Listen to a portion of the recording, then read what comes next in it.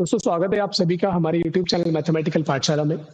आज के इस लेक्चर में हम लोग डिस्कस करेंगे CSIR नेट 27 दिसंबर 2019 में जो पेपर हुआ था उसके लीनियर अलजेब्रा सेक्शन का कंप्लीट सॉल्यूशन। उस सेशन में टोटल 14 क्वेश्चंस पूछे गए थे, जिनमें से 6 क्वेश्चंस थे पार्ट बी में जिनका वेटेज था 18 मार्क्स टोटल, और 8 क्वेश्चंस पूछे गए थे पार्ट सी में जिसका टोटल वेटेज था 38 मार्क्स। तो जो टोटल वेटेज था इस वाले एग्जाम का वो 56 मार्क्स था लीनियर अलजेब्रा सेक्शन से। अगर मैं लेवल की बात करूं तो लेवल आई कैन से कि बहुत मॉडरेट है, ना डिफिकल्ट साइड है ना इजी साइड है।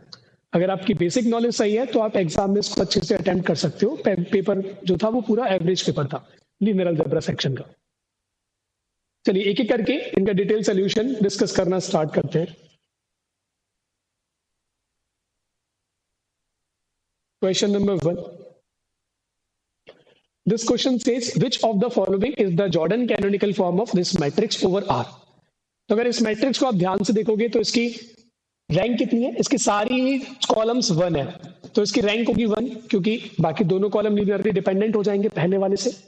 ठीक है, उसके बाद अगर आपके पास रैंक 1 आ गई तो नलिटी कितनी आ जाएगी, नलिटी विल बी 2। और नलिटी का मतलब क्या होता है, dimension of null space of, इसको मैं लिख सकता हूं a minus 0 times I. But null space of a minus 0 I क्या होता है, this is nothing but eigenspace corresponding to lambda बराबर 0 कॉमा a। इसकी डायमेंशन 2 है, इसका मतलब क्या है कि this is nothing but the geometric multiplicity of lambda बराबर 0। तो 0 के corresponding 2 linearly independent eigen vectors मिलेंगे और 1 आइगन वैल्यू, एक आइगन वैल्यू कौन सी होगी, तो 2 आइगन वैल्यू होगी कौन सी, 0 0। एक आइगन वैल्यू क्या होगी, ट्रेस, क्योंकि ट्रेस इसकी 3 होनी पड़ेगी, सो एक आइगन वैल्यू बनेगी 3। These are the eigenvalues. 0 के करस्पॉन्डिंग 2 आइगन वेक्टर मिल रहे हैं और 0 2 बार अपीयर हो रही है। 3 के करस्पॉन्डिंग एक आइगन वेक्टर मिलेगा ही मिलेगा क्योंकि इसका ईच रो सम 3 है। सो इसका अगर मैं बात करूं कि आप फील कर पाओगे कि अलजेब्रिक मल्टीप्लिसिटी ऑफ लैम्डा बराबर 3 is 1 same as geometric multiplicity of lambda बराबर 3। ठीक है, algebraic multiplicity of lambda equals 0 is 2 which is same as geometric multiplicity of lambda बराबर 0। so जब हर एक आइगन वैल्यू की am और gm मैच करती है उस केस में आपका जो मैट्रिक्स होता है वो डायगोनलाइजेबल होता है। so this says diagonalizability, so the matrix is diagonalizable। तो इस केस में इसका जो मिनिमल पॉलिनोमियल होगा, the minimal polynomial will be given by x into x minus 3। अब मिनिमल की जो पावर होती है ना, जैसे x minus 0 की पावर 1 है, x minus 3 की पावर 1 है, तो जॉर्डन ब्लॉक का भी जो ऑर्डर होगा ना वो मैक्सिमम 1 होगा। तो सारे ही जॉर्डन ब्लॉक्स 1 1 ऑर्डर के बनेंगे। तो जब आप इसका जॉर्डन फॉर्म लिखोगे, सो 0 के करस्पॉन्डिंग टोटल 0 2 बार आ रही है तो 1 1 ऑर्डर के जॉर्डन ब्लॉक एक ये 3 के करस्पॉन्डिंग एक, बाकी जितनी भी रिमेनिंग एंट्री है 0। तो this will be the unique Jordan form up to rearrangement. मतलब ये 0 नीचे भी आ सकता है, इनको आप कर सकते हो। तो एक ये आंसर ट्रू हो जाएगा। ये नहीं बनेगा क्योंकि यहाँ पर जॉर्डन ब्लॉक 2 ऑर्डर का बन रहा है 0 के लिए, ये नहीं बनेगा। आइडेंटिटी मैट्रिक्स तो बन ही नहीं रही है, ये भी नहीं बन रहा है ना, क्योंकि यहाँ पर आप देख सकते हो कि 0 करस्पॉन्डिंग भी 2 ऑर्डर का बनाना चाह रहे हैं, 3 के करस्पॉन्डिंग भी 2 ऑर्डर का बनाना चाह रहे हैं, तो पॉसिबल ही नहीं है 3 साइज के मैट्रिक्स में। तो करेक्ट आंसर अपना ए हो जाएगा ना, करेक्ट आंसर अपना जो है वो ए हो जाएगा। नेक्स्ट प्रॉब्लम पे आते हैं। Question number 2, this question says let A and B be invertible n cross n matrices with entries in R such that AB is diagonalizable with eigenvalues lambda 1 lambda 2 up to lambda n, which of the following is not always true। BA is invertible। देखो यहां से आप feel कर पाओगे A और B invertible है, तो determinant of AB क्या होगा, determinant of A determinant of B। अगर A और B इन्वर्टिबल है तो ये नॉन जीरो होगा, ये नॉन जीरो होगा, तो ओवरऑल ये भी नॉन जीरो होगा। तो यानी कि AB जो होगा वो इन्वर्टिबल होगा। अगर आप डिटरमिनेंट ऑफ B लिखोगे तो वो क्या आएगा, determinant of B determinant of A, this is non zero because B is invertible, this is non zero because A is invertible, so overall it is non zero. So BA भी invertible हो जाएगा। ये true statement है, we are looking for not true. We have given that AB is diagonalizable with eigenvalues lambda 1, lambda 2 up to lambda n. ठीक है. BA is diagonalizable. देखो AB diagonalizable है तो AB, ठीक है, मैं कुछ ट्राई कर रहा हूं.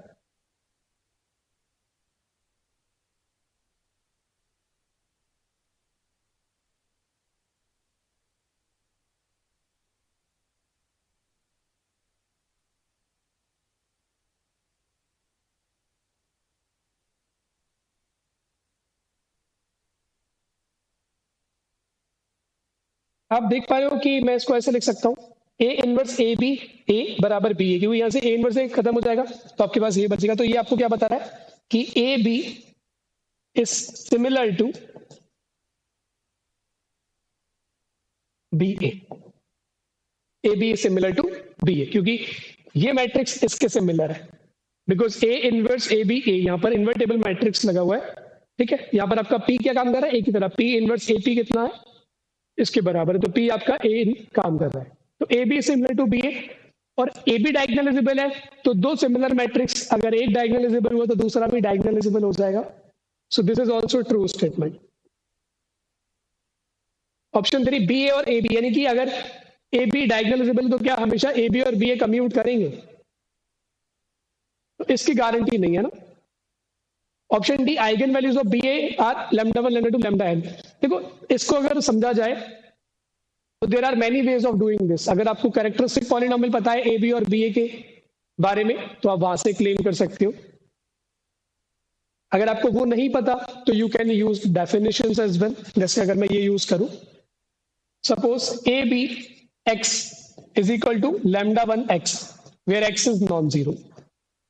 मतलब मैं मान लो कि लैम्डा 1 आइगन वैल्यू है ए बी के, तो उसके करस्पॉन्डिंग आइगन वेक्टर मिलेगा ही मिलेगा. ठीक है, अगर मैं इस पूरे में मल्टीप्लाई कराऊं बी से तो क्या मिलेगा मुझे, बी ए, ये हो जाएगा बी एक्स, ये हो जाएगा मेरे पास बी लैम्डा 1 एक्स. मैं यहां से लैम्डा 1 बाहर निकालूंगा, यहां पे बी एक्स आ जाएगा. अब आप फील करना एक चीज, यहां पर क्या चीज क्रूशियल है, ये मैं क्यों बोल सकता हूं. एक्स नॉन जीरो है, बी इन्वर्टेबल है,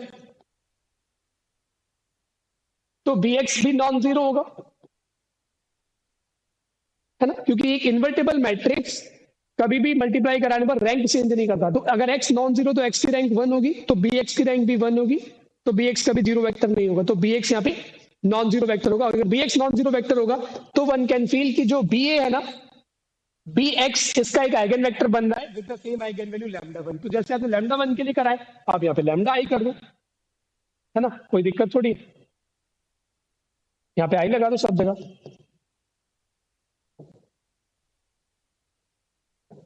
यानी कि अगर बी इन्वर्टेबल है तो ए बी और बी ए की सारी आइगन वैल्यू सेम हो. और यहाँ पे तो ए और बी दोनों इन्वर्टेबल है, तो ये ट्रू स्टेटमेंट है. तो अगर क्वेश्चन सही है तो this will be the false option and this is the correct according to our demand. तो आपको एक ऐसा एग्जाम्पल फाइंड करना है जिसमें बी ए और ए बी कम्यूट ना करें. ठीक है, तो इसके लिए आप एग्जाम्पल चूज कर सकते हो, ये मैं आपके लिए छोड़ रहा हूं. I can give you little bit help, a little bit help I can give you.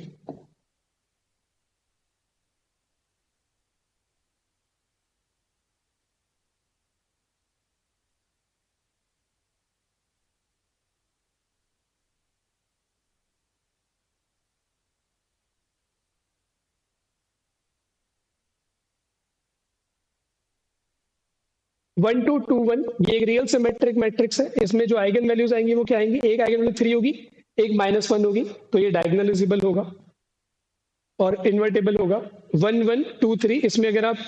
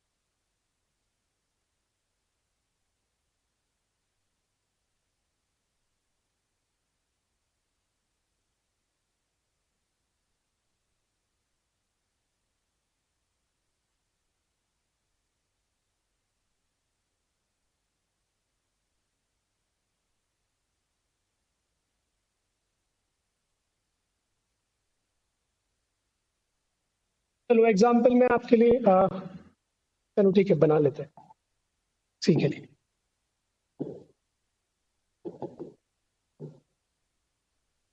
इसकी आइगन वैल्यूज क्या है 1 2, तो एक आइगन वैल्यू 3, एक आइगन वैल्यू -1। बी मैट्रिक्स बनाते हैं।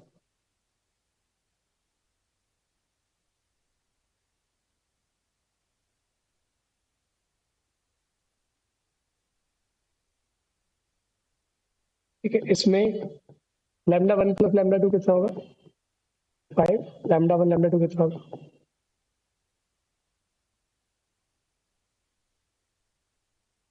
6 - 1 5। ठीक है, आइगन वैल्यूज आप निकाल सकते हो। अगर मैं ए बी करूंगा तो मेरे पास आएगा 1 2 जा 2, 2 1 जा 2 4, 1 1 जा 1, 2 3 जा 6 7, 2 2 जा 4, 1 5, 2 1 जा 2। बी अगर मैं करूंगा तो 2 1 जा 2, 1 2 जा 2 4, 2 2 जा 4, 1 1 जा 5, 1 1 जा 1, 3 2 जा 6 7, 1 1 जा 1 2 जा 2, 3 1 जा 3 5। तो ये मैट्रिक्स अलग अलग है। ठीक है, इनके आइगन वैल्यूज आप निकालोगे तो A B I guess diagonalizable होना चाहिए। तो यहाँ पे आपकी जो कैरेक्टरिस्टिक पॉलिनोमियल आएगी ए बी की आएगी x² माइनस 9x प्लस के 7 4 5 जो 20 25 20 में से 35 जाएंगे तो 20 में से 35 माइनस के 15। तो b² माइनस के 4 इसी पॉजिटिव आएगा है ना। यहाँ पे अगर आप 9² माइनस के 4 इंटू 15 निकालोगे तो ये पॉजिटिव नंबर आएगा। तो ये डायगोनलाइजेबल होगा क्योंकि इसके पास डिस्टिंक्ट रूट्स होंगे है ना, क्योंकि b² माइनस 4 इसी 0 नहीं है। तो यहाँ पे बी और ए भी कम्यूट नहीं करे, तो this example can be considered as a counter example. ठीक है, आई होप आपको ये क्लियर होगा ना, it is not that difficult. तो करेक्ट आंसर अपना बनेगा 2 का सी। नेक्स्ट प्रॉब्लम पे आते हैं। This problem is based on quadratic form.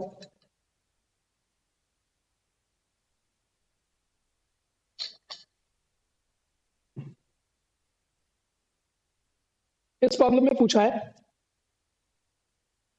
consider a quadratic form q x y z and r3, let eq is the collection of all x y z where quadratic form takes value 1, then for which of the following is eq a bounded subset of r3। तो मैं कौन सा q choose करूं जिसके लिए eq मेरा bounded हो जाए। जैसे मैं अगर मैं फर्स्ट के लिए डायरेक्ट आ जाऊं तो eq कितना हो जाएगा मेरा वो सारे x, y, z such that x² plus y² plus z² equals 1। तो आप जानते हो कि ये एक यूनिट स्फीयर की इक्वेशन है। तो ये पूरे यूनिट स्फीयर के मेंबर हैं जो उसकी बाउंड्री पर लाई कर रहे हैं। तो वो तो बाउंडेड है ही है क्योंकि आप हर एक वेक्टर की नॉर्म को 1 से लेस कर सकते हो। अगर तीन क्वांटिटी का नॉन नेगेटिव क्वांटिटी सम 1 है तो clearly I can say this is less than equal to 1, this is less than equal to 1, this is less than equal to 1। तो आप किसी भी एक्सिस को उसका जो मॉड्यूलस वैल्यू होगी 1 से ज्यादा चूज नहीं कर सकते। तो ये तो बाउंडेड है। और पार्ट बी में सिंगल करेक्ट क्वेश्चन आते तो अपना आंसर तो मिल गया। जब आप एग्जाम हॉल में हो और आपको अगर पता लग जाए कि ये ट्रू है, बाकी के वेरीफाई नहीं करने हैं, एग्जाम में नहीं करने, घर पे हो तो कर सकते। अब बाकी सारे गलत होंगे, एक मैं वेरीफाई कर देता हूं, बाकी आप वेरीफाई कर लोगे, लॉजिक सबका सेम होगा है ना। तो जैसे सपोज करो मैं 2 वाले पे आता हूं ना, तो 2 वाले के लिए EQ कितना होगा वो सारे x, y, z जिनके लिए x² प्लस y² माइनस के z² बराबर 1 होगा। तो आई कैन से x² plus y² equals 1 plus z²। आप देखो यहाँ पर ये जो z है ना, इसको आप कितना भी बड़ा लोगे तो x और y एक्सिस में सर्कल बनेंगे जिसका सेंटर ओरिजिन होगा। तो यू कैन फील दैट अगर मैं ऐसे मेंबर लूं, सपोज करो z को मैंने रख दिया कोई भी नेचुरल नंबर n, y को 0 दे देते सपोज करो, तो मेरा x कितना आएगा x² will be plus minus square root of 1 plus N square, तो 1 प्लस एन स्क्वायर पॉजिटिव वाला ले लेते हैं ना, तो you can feel this is content in E Q, है ना, this will B content in E Q. तो ये तो आप काउंट नहीं कर सकते, आप एन को कितना भी बड़ा नेचुरल नंबर ले लो, same logic for C and D you can choose, तो आप इनको बाउंड नहीं कर सकते, those can not be bounded. तो करेक्ट आंसर अपना बनेगा ई। क्वेश्चन नंबर 8 मुझे पर्सनली बहुत अच्छा लगा, तो ये आपको थोड़ा सा परेशान कर सकता है। देखो इसमें अपन को गिवन है let A and B be 3x3 matrices with real entries.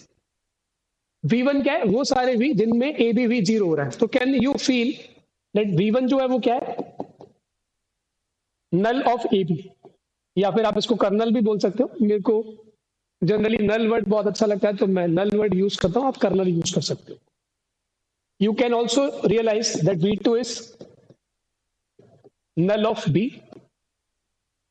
You can also realize that V3 is nothing but null of A. ठीक है, ऑप्शंस पढ़ते हैं, which of the following is necessarily true?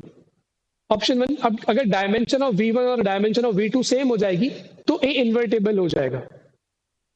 आप समझना, मैं first option की तरफ बात कर रहा हूं ना। सपोज करो मैंने A को चूज करा 0 मैट्रिक्स, डी को मैंने चूज करा 0 मैट्रिक्स।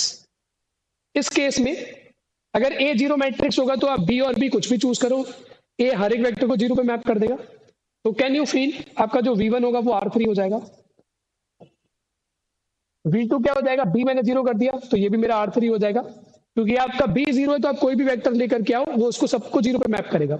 या फिर 0 ऑपरेटर है या 0 मैट्रिक्स है, उसका नल कितना होता है, फुल स्पेस होता है, तो यहाँ पे फुल स्पेस बन रहा है। अब V1 और V2 की डायमेंशन सेम हो रही है, क्या A इन्वर्टेबल है, नहीं, तो दिस इज फॉल्स। ठीक है, ऑल्सो इन दिस आप 2 को भी लिख सकते हो उसके लिए। यहाँ पे V3 क्या बनेगा, A भी 0 है ना, तो V भी क्या हो जाएगा, फुल R3। यहाँ पर डायमेंशन ऑफ V1 और डायमेंशन V3 सेम हो रही है ना, क्योंकि दोनों ही 3 डायमेंशन के स्पेस है, बट A इन्वर्टेबल नहीं है, तो दिस इज फॉल्स। ठीक है, अब आप समझो, फोर्थ वाले पे मैं आता हूं, then I will explain the third one. Fourth में आपको गिवन है कि अगर A इन्वर्टेबल है तो डायमेंशन ऑफ V1 और डायमेंशन V3 सेम होगी। देखो अगर A इन्वर्टेबल हुआ तो होगा क्या,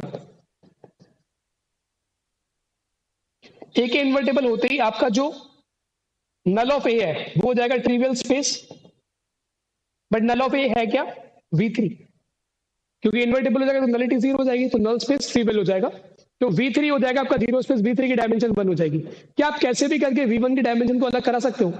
so if B is a 0 matrix, अगर B 0 मैट्रिक्स हो गया तो B क्या करेगा, हर एक V को 0 पे मैप कर देगा। अब 0 वेक्टर पे A लगाओगे तो 0 ही आएगा, तो इस केस में आपका V1 क्या बनेगा, फुल R3। यानी कि A इन्वर्टेबल अगर आप चूज करोगे तो V1 और V3 के डायमेंशन सेम होने की कोई गारंटी नहीं है। V1 यहाँ पर 3 डायमेंशन का, जबकि V3 एक 0 डायमेंशन का स्पेस है, तो ये भी फॉल्स है। इसका मतलब क्या हुआ, अगर क्वेश्चन सही है तो option 3 will be the true statement, but also we can prove. Suppose A is invertible,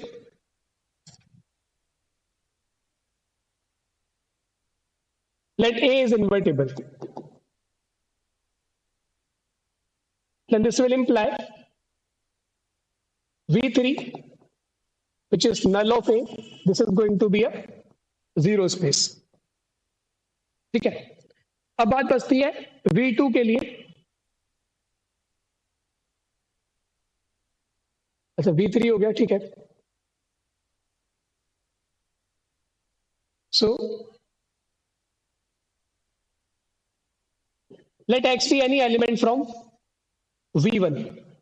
इसका मतलब क्या होगा कि A B X कहां पे जाएगा, 0 पे जाएगा। अगर A इन्वर्टेबल है तो यहां से आप कह सकते हो कि A inverse AX, A inverse ABX, it will be same as BX, it will be same as A inverse of 0, but A inverse of 0 will be 0।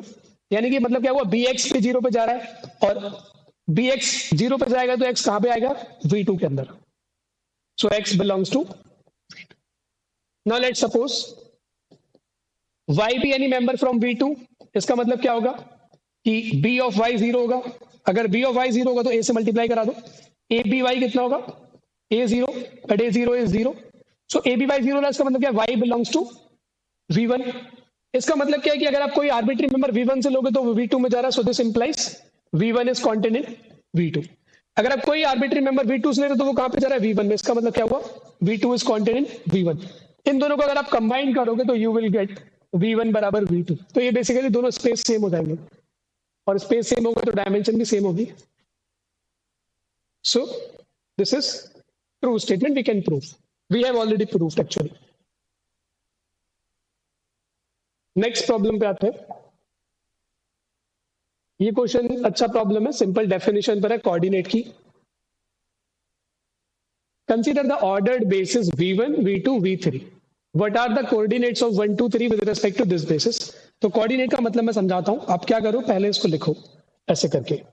Suppose 1 2 3 को आपने लिखा alpha times 1 0 0 plus beta times 1 1 0। आप इनकी placing change नहीं कर सकते because they have said ordered basis, plus gamma times 1 1 1।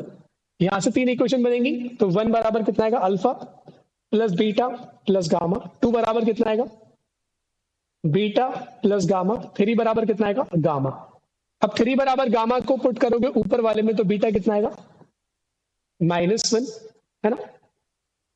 तो यहां से अल्फा कितना आएगा, अल्फा हो जाएगा 1, बीटा प्लस गामा देख लेते पहले, बीटा आ गया, बीटा प्लस गामा 2 है, तो बीटा प्लस गामा को यहां पे पुट करोगे तो 2 यहां जाके -1 कर देगा, तो अल्फा आएगा -1।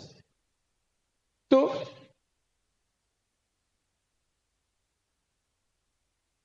1 2 3 का कोऑर्डिनेट जो होता है ना उसको लिखा जाता है with respect to basis B. आपकी ये बेसिस है, तो जो कोऑर्डिनेट होता है ना वो होता है अल्फा बीटा गामा, जो ये कांस्टेंट्स होते हैं। So -1 and 3।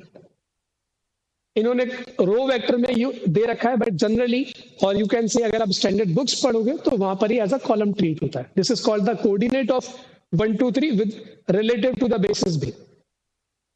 तो करेक्ट आंसर हो जाएगा इसका सर 2। 11 का आंसर जो है वो 2 हो जाएगा, ठीक है। Next problem, let A is this matrix which of the following is true. यहां पर ए स्टार जो है ना वो होता है कॉन्जुगेट ट्रांसपोज, या इसको आप एडजॉइंट भी बोल सकते हो। फाइनाइट डायमेंशन के केस में जो एडजॉइंट होता है वो कॉन्जुगेट ट्रांसपोज के बराबर होता है। तो यहां पे ए आपको गिवन है, ए स्टार निकालो, ए स्टार निकालो तो कितना आएगा कॉन्जुगेट ट्रांसपोज 1 -i 1। अब आप पुट करके देख लो, ठीक है।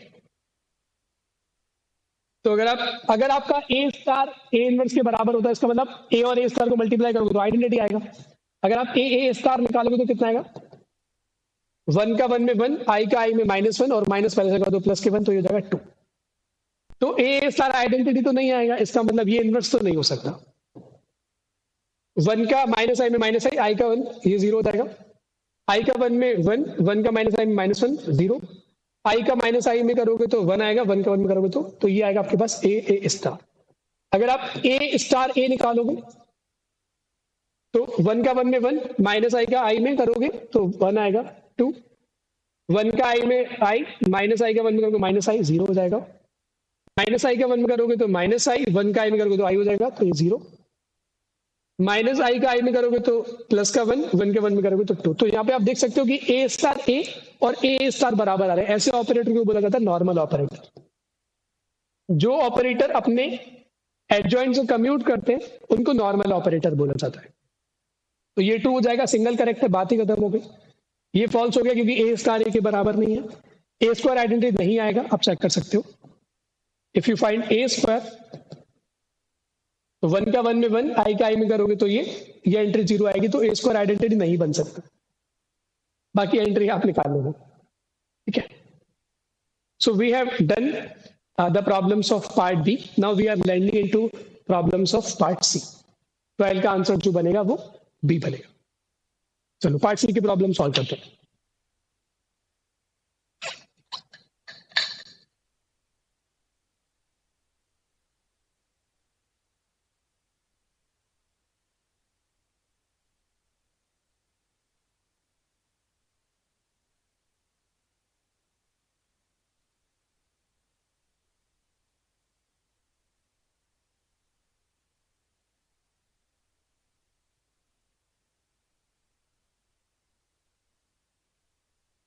This question says which of the following matrices are diagonalizable over सी।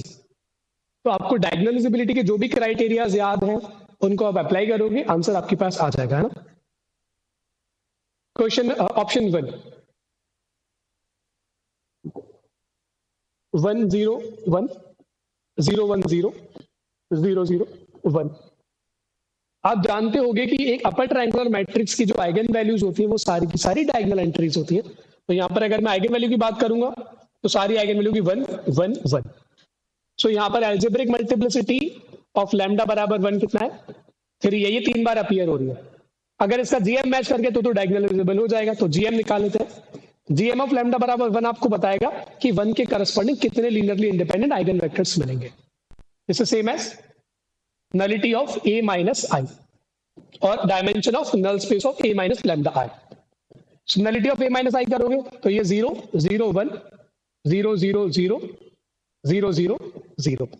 ये एक 1 रैंक का मैट्रिक्स है तो उसकी नलिटी कितनी आएगी 2। इसका मतलब एएम और जीएम मैच नहीं कर रहे, नॉट डायगोनलाइजेबल। आप एक ऐसी बेसिस नहीं निकाल पाओगे जिसमें सारे eigenvectors. False. Second option की बात करते हैं। तो सेकंड में आपके पास 1 0 0 0 0 1 0 -1 0। ठीक है। अगर आप एक चीज समझते हो कि ब्लॉक डायगोनल मैट्रिक्स कैसे वर्क करते हैं तो ये देख सकते हो कि ये एक ब्लॉक डायगोनल मैट्रिक्स है। एक ब्लॉक हीरा, एक ब्लॉक हीरा। तो this is a block diagonal matrix, BDM, block diagonal matrix.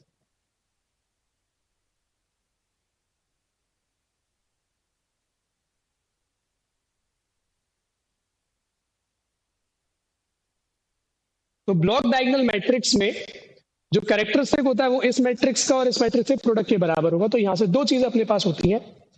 इस मैट्रिक्स को मैं ए नाम देता हूं। तो characteristic of this is given by characteristic of this matrix into characteristic of this matrix 0 1 -1 0 x।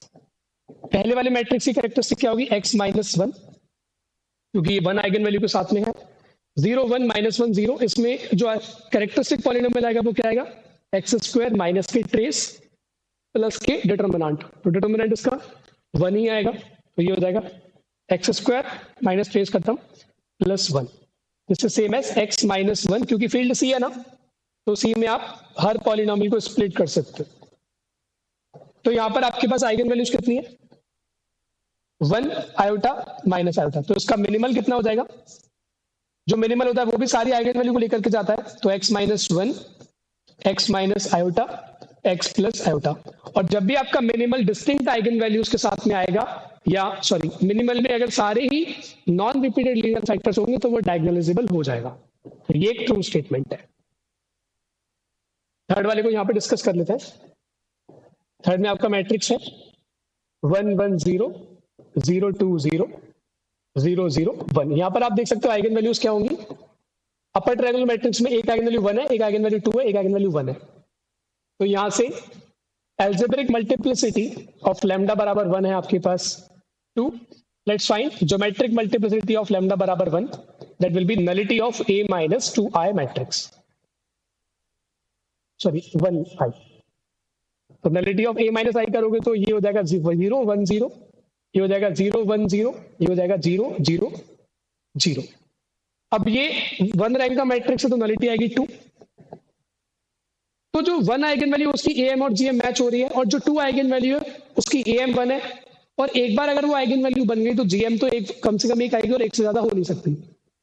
तो यहां पर आप फील कर पा रहे होगे कि एल्जेब्रिक मल्टीप्लिसिटी ऑफ लैम्डा बराबर 2 is 1 and geometric multiplicity of lambda बराबर 2 इज आल्सो 1। क्योंकि ये एक बार आइगन वैल्यू बन गई तो इसकी जो जीएम होगी वो एटलीस्ट 1 आएगी, और 1 से ज्यादा हो नहीं सकती क्योंकि 2 आइगन वेक्टर मिल रहे हैं 1 की करस्पॉन्डिंग।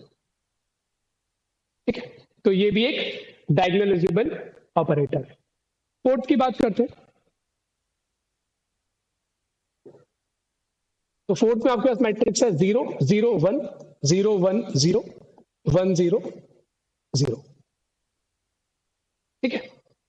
तो इस टाइप के मैट्रिक्स को डील करने के लिए मुझे नहीं पता आप क्या लॉजिक यूज करते हो, but this is a permutation matrix, और परम्यूटेशन मैट्रिक्स को डील करना आसान होता है। तो यहाँ पर आपके पास अगर मैं इसके सिग्मा की बात करूं तो 1 की इमेज क्या है 3, क्योंकि पहले कॉलम में आइडेंटिटी का तीसरा कॉलम रखा है, तो 1 की इमेज 3 पर 1 रखा, सिग्मा क्लोज, 2 पर रखा हुआ है 2, तो ये हो जाएगा ऐसे। तो इसकी अगर मैं बात करूं कैरेक्टरिस्टिक पॉलिनोमियल की, उसका जो कैरेक्टरिस्टिक आएगा वो आएगा x² - 1 इंटू x - 1। ये कैसे दिया जाता है? Product x to the power length of cycle -1। तो जितनी भी साइकिल्स आती है साइकिल डिकम्पोजिशन ऑफ परम्यूटेशन में, उसको आप इस तरीके से एक्सप्रेस करते हो। तो इसका जो कैरेक्टरिस्टिक आएगा वो आएगा x - 1 का स्क्वायर x + 1। तो इसकी आइगन वैल्यू क्या होंगी? 1 1 -1। तो -1 तो एक बार आ रही है, तो इसमें तो कोई प्रॉब्लम नहीं है। अब 1 के लिए चेक कर लेता ना। सो एल्जेब्रिक मल्टीप्लिसिटी ऑफ लैम्डा बराबर 1 होगी sir 2। Geometric multiplicity of lambda बराबर 1 अगर मैं निकालूंगा तो ये होगा nullity of A - I matrix. Nullity of A - I करोगे तो -1 0 1 0 0 0 -1 +1 0 -1। तो आप देख सकते हो कि पहला रो और लास्ट का रो आपस में लीनियरली डिपेंडेंट है, क्योंकि 1 को अगर आप -1 से मल्टीप्लाई करोगे तो तीसरा रो तैयार हो जाएगा। तो इसका रैंक 1 होगा तो नलिटी कितना होगा 2। तो इसका AM और GM मैच कर रहा है, और AM ऑफ लैम्डा बराबर -1 ये तो एक ही बार आ रहा है, तो GM को भी एक बार आना पड़ेगा। The way we are saying it is an eigenvalue, that means it has at least one linearly independent eigenvalue. तो ये मैट्रिक्स जो है वो डायगोनलाइजेबल हो जाएगी। So this is also true. तो करेक्ट आंसर बनेंगे इसके B, C and D, या 2, 3 and 4 कह सकते हैं। ठीक है, आगे बढ़ते हैं।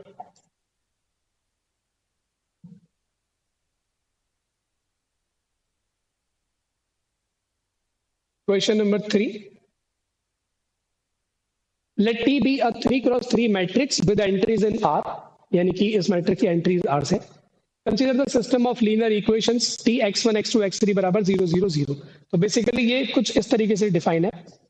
All those x1 x2 x3 transpose from R3 as a column, T of x1 x2 x3 equals 0 vector।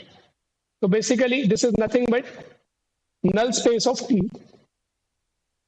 वो सारे वेक्टर्स जिनको T 0 पर मैप करता है। तो ये क्या नल T। ठीक है, अब ऑप्शंस पे आते हैं, तो 1 बाय 1 डिस्कस करते हैं। Option number 1, rank of T। अगर रैंक ऑफ T जो है वो लेस और इक्वल टू 2 हो गई, इस केस में आपका नल कितना, नलिटी ऑफ T कितनी होगी? एटलीस्ट 1 होगी। Then the system has a non zero solution. तो नलिटी अगर एटलीस्ट 1 आ रही है, नलिटी का मतलब क्या है कि इस कंडीशन को सेट, इसमें इसकी डायमेंशन एटलीस्ट 1 होगी। This nullity is nothing but dimension of null space of T। तो इसकी डायमेंशन अगर एटलीस्ट 1 हो गई तो ये नॉन जीरो ही होगा, और ये नॉन जीरो होगा तो सिस्टम के पास भी नॉन जीरो सोल्यूशंस होंगे। नॉन जीरो सोल्यूशन मतलब इसके अंदर नॉन जीरो वेक्टर्स आना। तो ये ट्रू स्टेटमेंट है। 2 की बात करी जाए, अगर rank of T at most 1 है तो यहां से आप बोलोगे कि सर नलिटी जो होगी वो एटलीस्ट 2 होगी by rank nullity theorem. But then you will imply कि कार्डिनलिटी ऑफ नल स्पेस, किसी भी स्पेस की कार्डिनलिटी क्या होती है? Cardinality of field to the power dimension of that space. तो ये कितना आएगा? फील्ड कौन सी है? R है, R की पावर एटलीस्ट 2, क्योंकि नलिटी एटलीस्ट 2 है। तो R में तो अनकाउंटेबली मेनी एलिमेंट्स है, तो अनकाउंटेबल इनटू अनकाउंटेबल अनकाउंटेबल आएगा। तो इसके पास इन्फिनिटली मेनी मेंबर्स होंगे, यानी कि इसके पास इन्फिनिटली मेनी सॉल्यूशंस होंगे। True statement. Option 3, rank of T is at least 2. This implies any two solutions of the system are linearly dependent. अगर मैं 3 की बात करूं, अगर रैंक T आपके पास आ गई at least 2, this will imply nullity is at most 1. This implies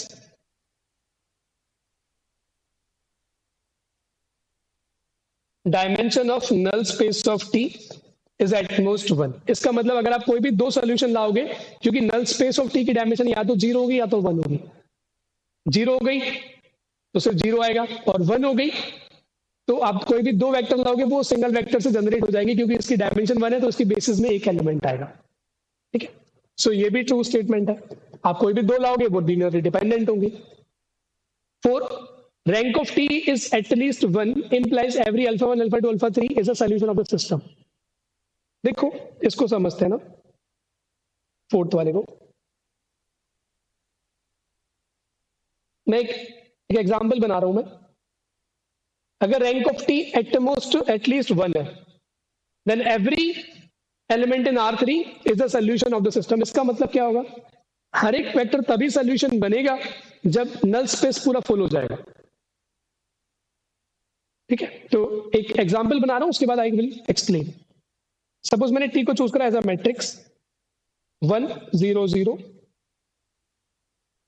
0 1 0 0 0 0, और मैंने अल्फा 1 अल्फा 2 अल्फा 3 को मैंने चूज करा 0 0 1। How cleverly I have chosen this, you can see. T में मैंने क्या रखा है, स्टैंडर्ड बेसिस के दोनों कॉलम रख दिए। किसी भी सिस्टम के बाद सोल्यूशन कब आते हैं, जब ये जो वेक्टर होता है ये इसके कॉलम स्पेस में आना चाहिए।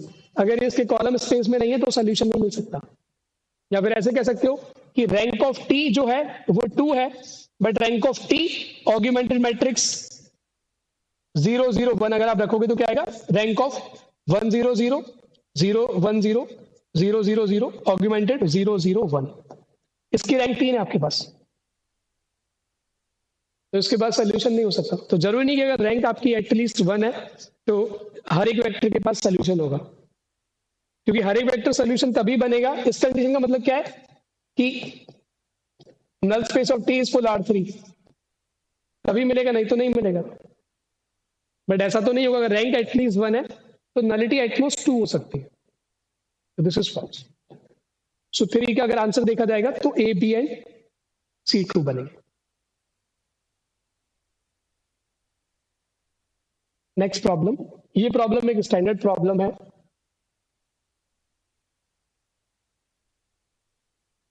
देखो अगर आपने कभी आइसोमेट्री पढ़ी है, ऑर्थोगोनल ऑपरेटर या यूनिटरी ऑपरेटर पढ़े, तो ये प्रॉब्लम एक बोनस है आपके लिए, मतलब उसमें सारे स्टेटमेंट्स याद होते हैं। अदरवाइज अगर आप सॉल्व करने जाओगे तो माइट भी एक ऑप्शन आपको परेशान कर सकता है। Let V be an n dimensional inner product space over R, तो रियल इनर प्रोडक्ट स्पेस है, तो you don't need to worry about symmetry और conjugate symmetry and the linearity in second slot. A linear map T from V to V is said to be an orthogonal map if TV, W का inner product is same as V, T inverse of W का inner product. इस condition का मतलब क्या समझ लो। आपको पता होना चाहिए कि आप किसी भी linear map का adjoint डिफाइन कर सकते हो। तो adjoint कैसे डिफाइन होता है, V, T star of W. This T star is called adjoint. ये किसके बराबर गिवन है, V, T inverse of W for all V and W। But अगर आप कंपेयर करोगे तो आपको मिलेगा कि T star equals T inverse. ठीक है, इसका मतलब क्या है कि T star will be identity. तो ऑर्थोगोनल का मतलब मैट्रिक्स में क्या होता है, A इंटू A थीटा बराबर आइडेंटिटी। सेम यहां पर है ना, एज अ ऑपरेटर बना के वी हैव गिवन। अब आते हैं ऑप्शंस पे। पहला option, T is orthogonal implies T is diagonalizable over R। क्या आपको कोई ऐसा एग्जांपल याद है जो ऑर्थोगोनल मैट्रिक्स हो बट डायगोनलाइजेबल ना हो? बहुत सिंपल है। मैं अगर ये मैट्रिक्स चूज करूं फर्स्ट के लिए 0 1 -1 0, इसका कैरेक्टरिस्टिक क्या होगा, इसके पास तो R में आइगन वैल्यू ही नहीं है, सो नो आइगन वैल्यू।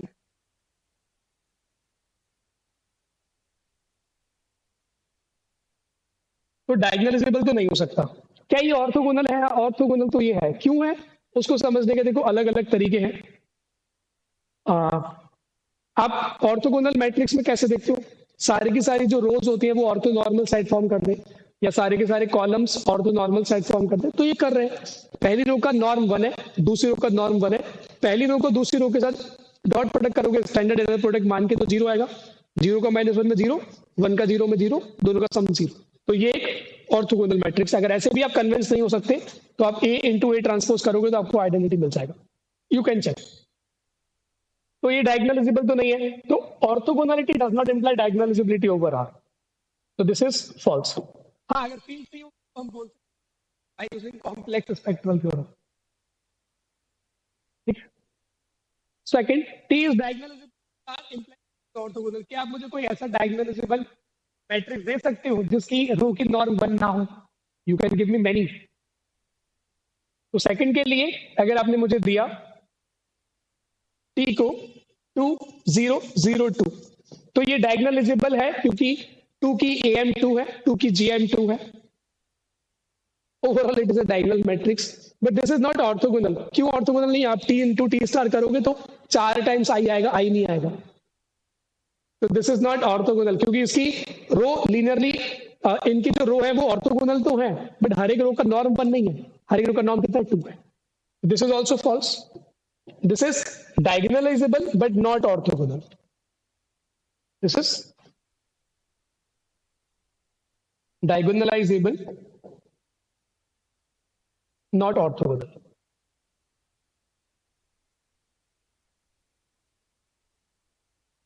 ठीक है। अब तीसरे और चौथे स्टेटमेंट जो है ना, वो डायरेक्ट डेफिनेशन होती है आइसोमेट्रिक की। कि मतलब आइसोमेट्री क्या होती है ना? आइसोमेट्री मतलब ऑर्थोगोनल बोल सकते हो, यूनिटरी बोल सकते हो सी के अंदर, या फिर डिस्टेंस प्रिजर्विंग मैप बोल सकते हो, जो आप चाहो वो बोल सकते हो। सो थर्ड स्टेटमेंट की बात करते हैं ना।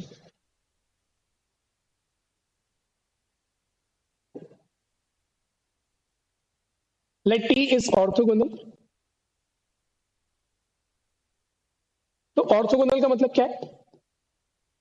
Inner product of T V comma W matches with inner product of V comma T inverse of W, but this is same as by using the definition of by using the definition of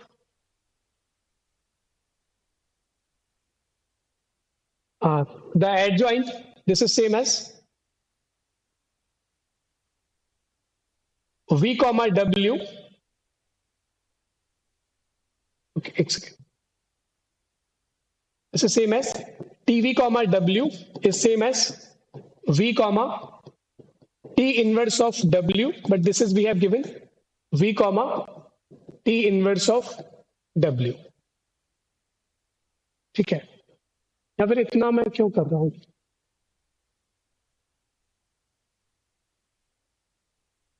इसी से काम चलेगा। So this will imply that inner product of tv comma tw is same as inner product of definition use करते हैं जो given है, v को as it is t को फ्लिप करेंगे तो t का इनवर्स फ्लिप होगा, तो t inverse of tw, but this is same as v comma t inverse t कितना होगा? Identity, it will be w। This is true for all v comma w belongs to v। So अगर orthogonal है तो we have this property, अगर orthogonal है तो we have this property. ठीक है, कन्वर्स देखते हैं। Let inner product of tv comma tw is same as v comma w का inner product for all v and w belongs to v। ठीक है,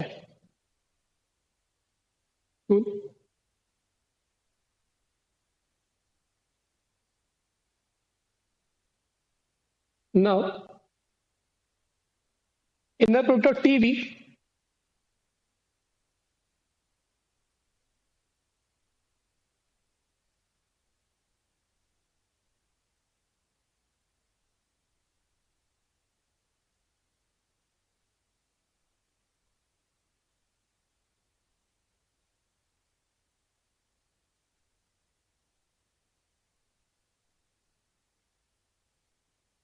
अगर ये हर एक W के लिए ट्रू है तो we can choose W T inverse of W, तो we are getting TV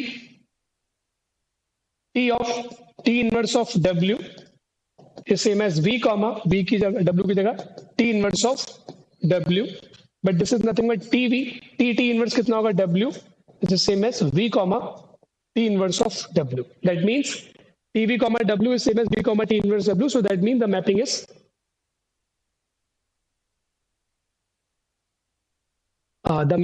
you can say orthogonal map. So this is if and only if condition. So C is true.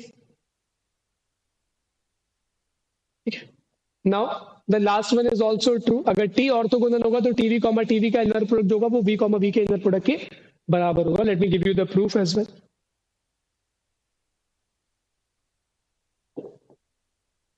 Let T is orthogonal.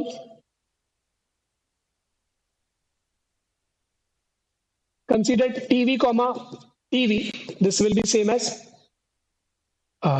V comma T inverse of TV. क्योंकि जब आपको T को यहाँ पे flip करना है तो we have to take T inverse. But T inverse is same. T inverse T will be.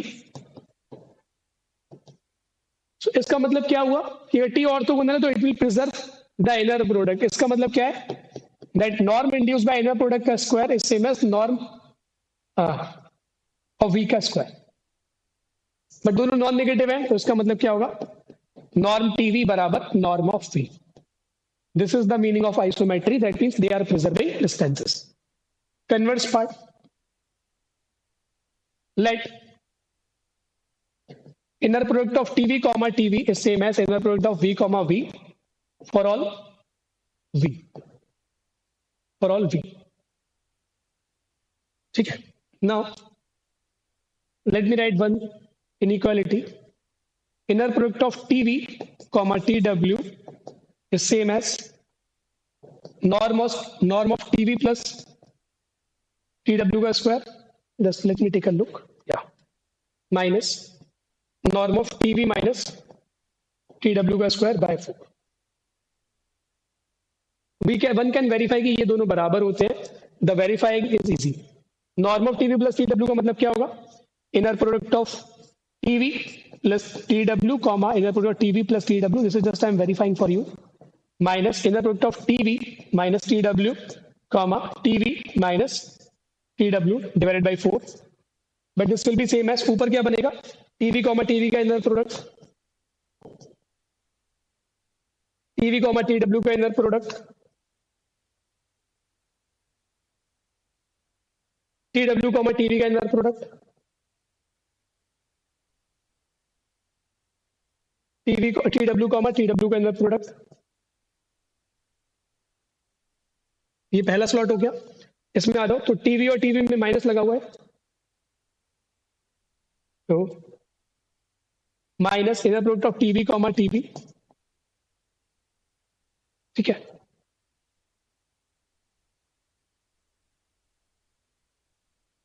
अब टीवी का टीडब्ल्यू के साथ होगा तो एक माइनस ये रहा तो प्लस आ जाएगा.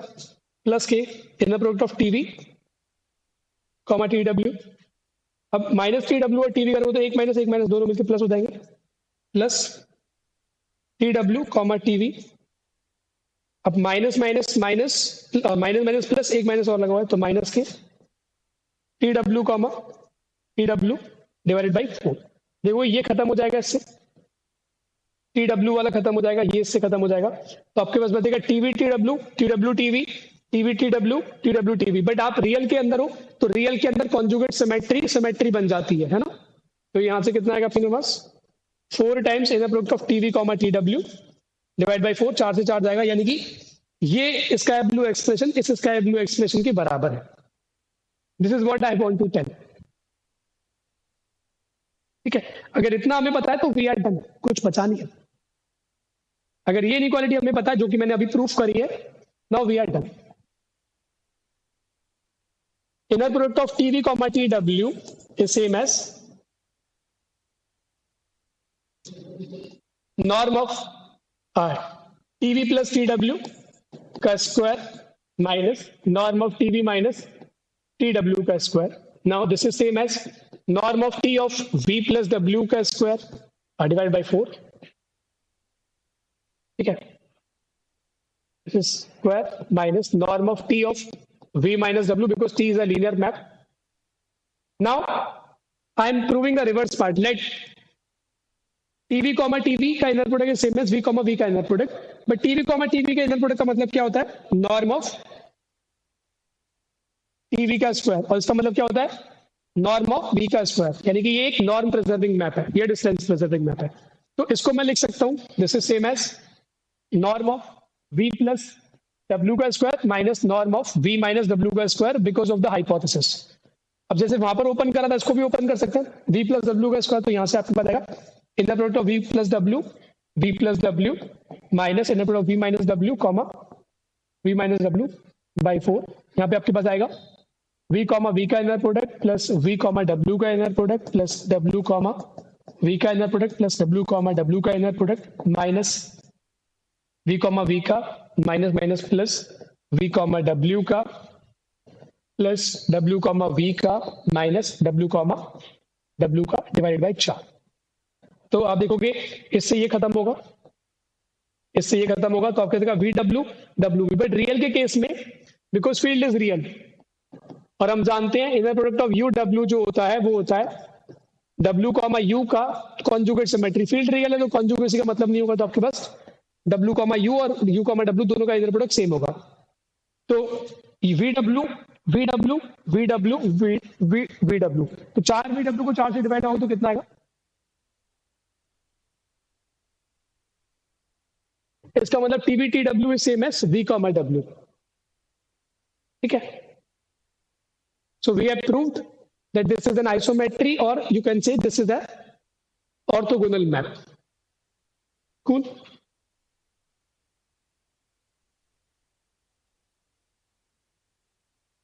So this is also a true statement.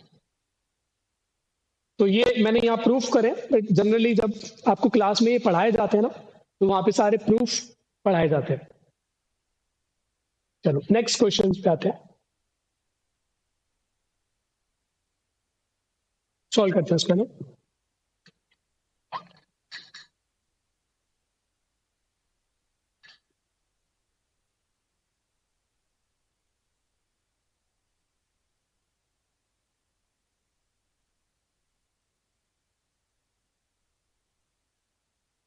Let V be a finite dimensional vector space over a field K, then which of the following are true?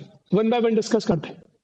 V is not a union of two proper subspaces. अगर मान लो आपने लिखा V is same as W1 union W2, where W1 is a proper subspace of V, W2 is a proper subspace of V. तो आप एक element ऐसा निकाल सकते हो, suppose small W1 belongs to big V minus W2, या अलग element नाम देते हैं, U belongs to big V minus W1, small v belongs to big V minus W2. तो क्योंकि ये प्रॉपर है तो जब आप W1 को V में से हटाओगे कोई ना कोई एलिमेंट तो मिलेगा.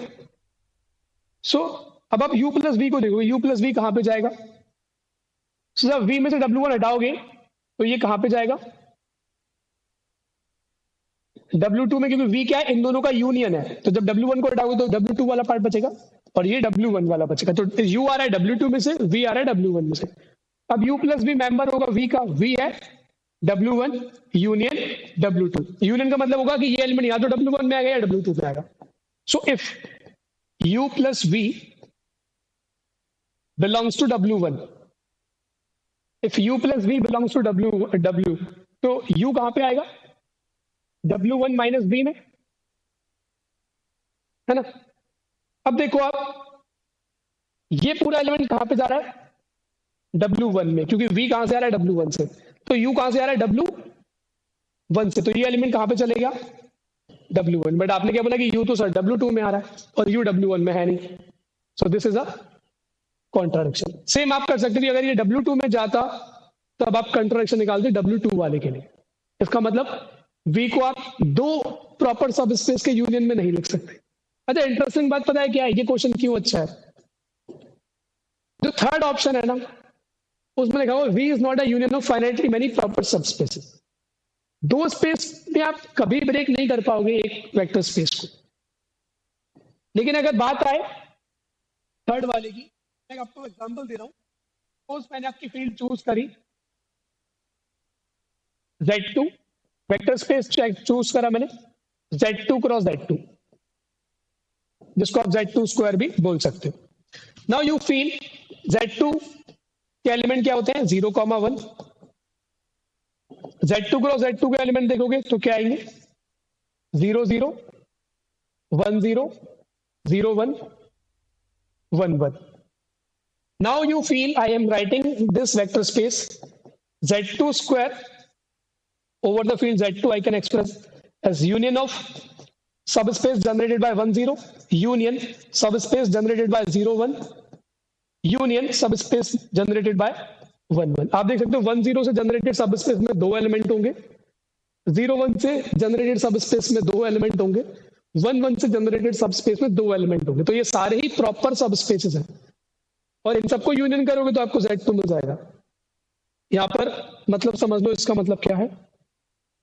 सबस्पेस जनरेटेड बाय 1 0 से एक तो 1 0 आएगा और जैसे ही दो बार ऐड करोगे तो 2 0 आएगा, बट 2 0 का मतलब क्या होगा 0 0 बिकॉज फील्ड की कैरेक्टरिस्टिक 2 है।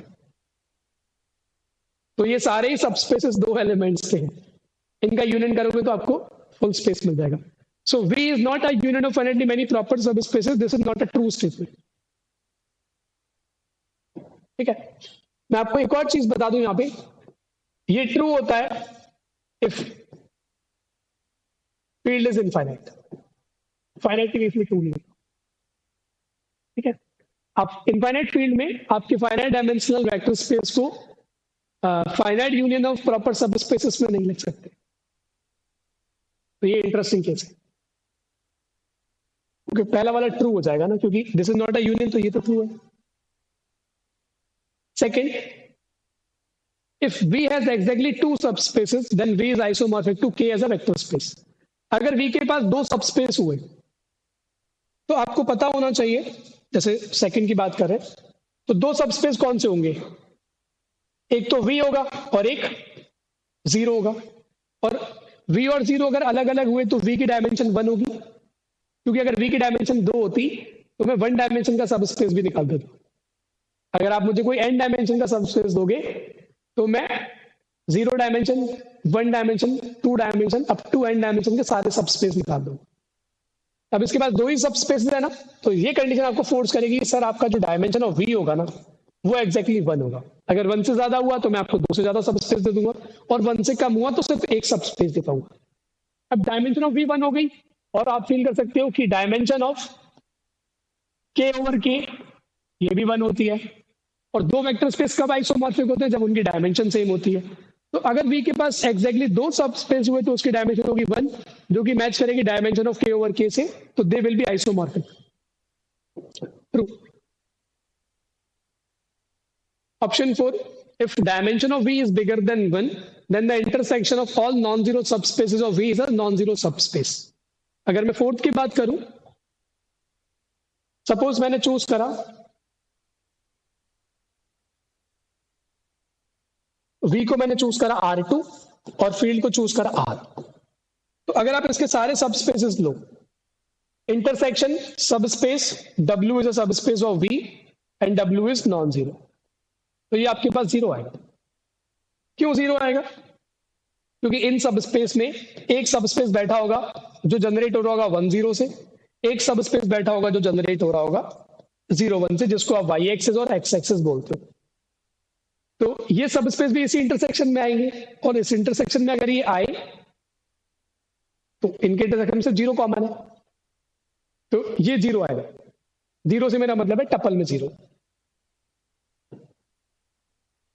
तो अगर V आपका 1 डायमेंशन से बड़ा है, then intersection of all non zero subspaces of V is a non zero subspace, is a false statement. I can give you one example जहां पर इनका इंटरसेक्शन 0 हो रहा है। ठीक है, अब ये एग्जांपल भी चूज कर सकते थे, है ना।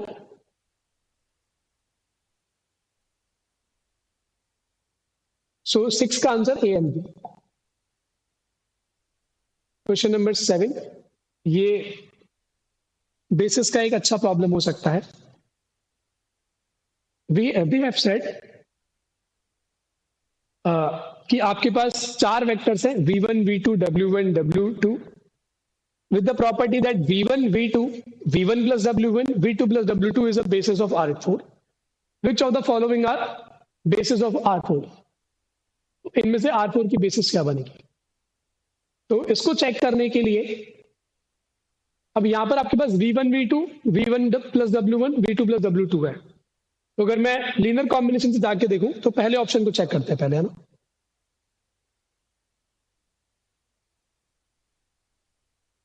तो alpha 1 v1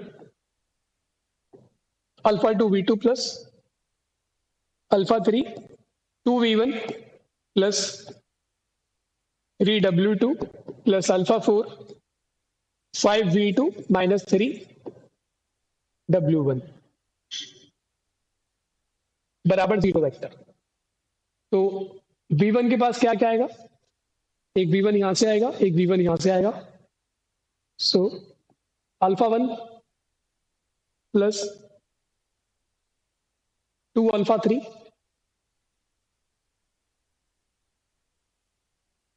v1 plus v2 के पास v2 कहां से आएगा, alpha 2 plus 5 alpha 2 plus 5 alpha 3 v2 plus w1 के पास अगर आप देखोगे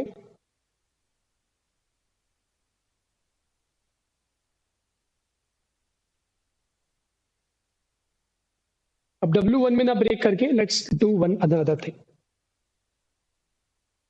कुछ ऐसे ब्रेक करते हैं ना, v1 v2 v1 plus w1 v2 plus w2 इनके कॉम्बिनेशन को 0 के बराबर आते हैं। ठीक है,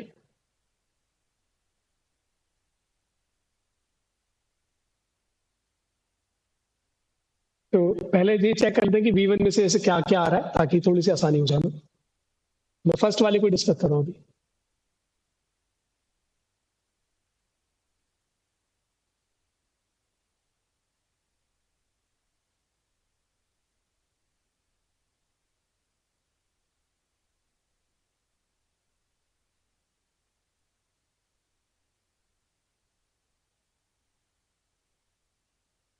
alpha 1 plus 2 alpha 3 plus 5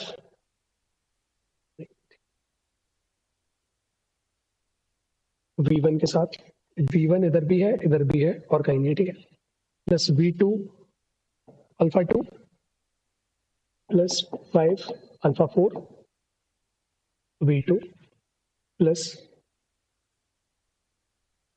3 alpha 3 w2 minus 3 alpha 4 w1 equals 0। ठीक है, तो मुझे अल्फा 1 और v1 को ऐसे सेट करना है कि मैं बराबर पे सेट करता हूँ v1 प्लस w1 को। तो आप देख सकते हो v1 में है 2 अल्फा 3 और 3 अल्फा 4 भी है, और v1 मेरा एल आई है तो मैं v1 को सेपरेट आउट रखूंगा। तो मैं v1 के साथ क्या देखो क्या चीज करता हूं, अल्फा 1 थोड़ा और नीचे कर लेता है ना, आप समझ जाओगे, मैं 2 करूंगा आपको समझ में आ जाएगा। अल्फा 1 प्लस 2 अल्फा 3, अब यहां पर है माइनस के 3 अल्फा 4, तो माइनस के 3 अल्फा 4 यहां पर आप लिख दो, प्लस के 3 अल्फा 4 v1 प्लस, अब v2 का कॉम्बिनेशन w2 के साथ जाएगा, तो w2 में क्या एक्स्ट्रा है, माइनस के 3 अल्फा 2 और प्लस के 3 अल्फा 2, तो मैं यहां माइनस करूंगा, plus alpha 2 minus 3 alpha 2 plus 5 alpha 4 v2, ठीक है, प्लस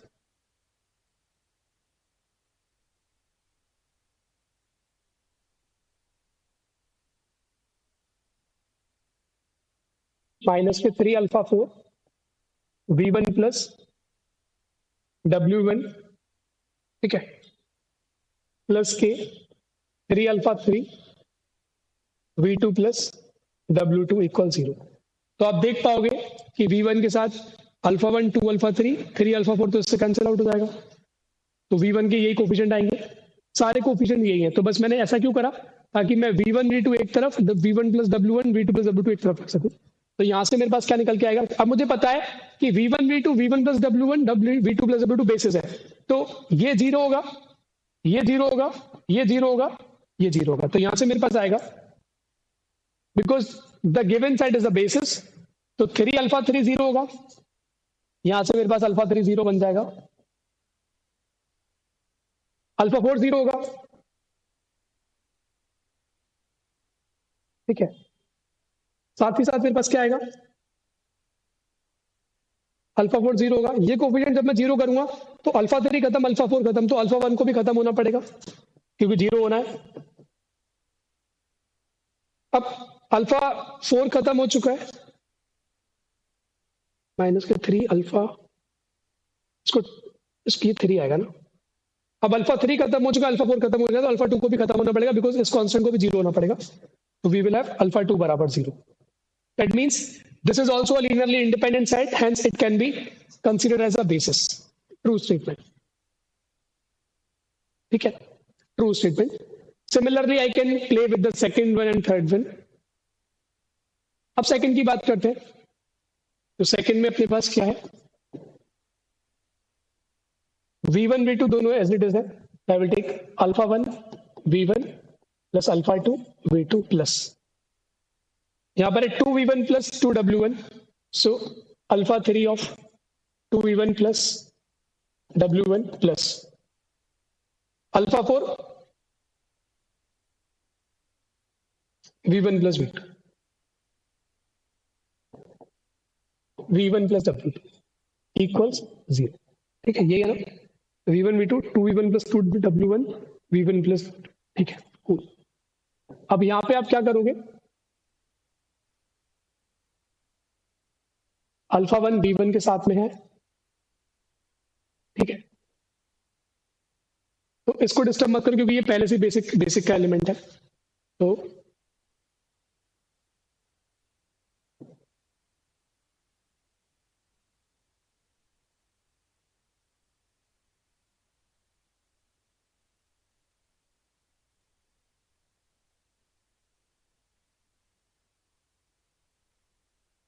अब इस वाले v1 को यहां पे ले आते हैं ना, अल्फा 1 प्लस अल्फा 4, ठीक है। अब W2 अकेला बचता है, तो W2 मुझे अकेला तो चाहिए नहीं, तो I will demand V2 plus W2। तो यहां पर V2 के साथ क्या है, अल्फा 4 लगा दिया, तो V2 के में अल्फा 4 को रिड्यूस कर देंगे, तो अल्फा 2 माइनस अल्फा 4। अब एक बार देखते हैं कि ये सारे सेम आ रहे हैं कि नहीं आ रहे। तो V1 के साथ क्या है, अल्फा 1 और अल्फा 4, तो अल्फा 1 अल्फा 4। V2 के साथ क्या है, अल्फा 2 माइनस अल्फा 4, यहाँ पे क्या है, V2 के साथ अल्फा 2 है, ठीक है। अब अल्फा 2 मैंने यहाँ पे सबट्रैक्ट करा तो यहाँ पे ऐड कर दिया, फाइन। V1 के साथ 2 अल्फा 3 एज इट इज, इस पे तो मैंने कोई छेड़छाड़ करी नहीं है, तो दिस इज जीरो। तो ये दोनों एक्सप्रेशन सेम है। अब ये बेसिस है, तो ये इंप्लाई करेगा कि अल्फा 1 प्लस अल्फा 4 जीरो होगा, 2 अल्फा 3 जीरो होगा, अल्फा 2 माइनस अल्फा 4 जीरो होगा, अल्फा 4 जीरो होगा। अब अल्फा 4 जीरो हो गया तो यहां से ये फोर्स करेगा कि सर अल्फा 2 भी जीरो कर दो, अल्फा 3 जीरो होगा, अल्फा 4 जीरो होगा, तो अल्फा 1 भी जीरो आ जाएगा, और यहां से अल्फा 3 भी जीरो आ जाएगा। तो अल्फा 4 खत्म, 2 खत्म, 1 खत्म, 3 खत्म, यानी कि ये भी एक लीनियरली इंडिपेंडेंट है, तो ये भी एक बेसिस की तरह कंसीडर करा जा सकता है। तो 7 का आंसर ए और बी तो देखो बन गया ना। अब सी या डी में से कोई नहीं बन रहा, वो मैं एक बताऊंगा, एक आप खुद समझोगे, ठीक है, एक आप खुद समझोगे। तो पहले आप थर्ड पे आते हैं, फोर्थ वाला मैं आपके लिए छोड़ूंगा। सो थर्ड वन, अल्फा 1 के साथ आप ले लो sir v1 plus v2,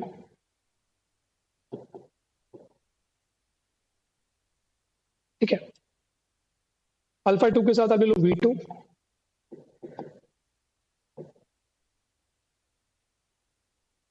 alpha 3 के साथ w1, अल्फा 4 के साथ आप ले लो 2v1 प्लस 5v2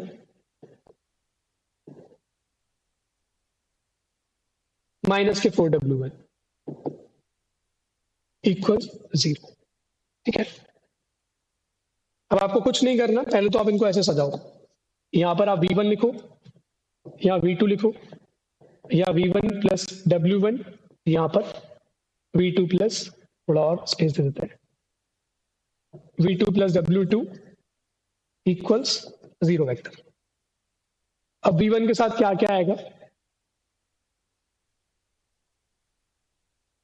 तो अल्फा 1 v1, ठीक है, v1 अब आएगा यहां पर प्लस के 2 अल्फा 4,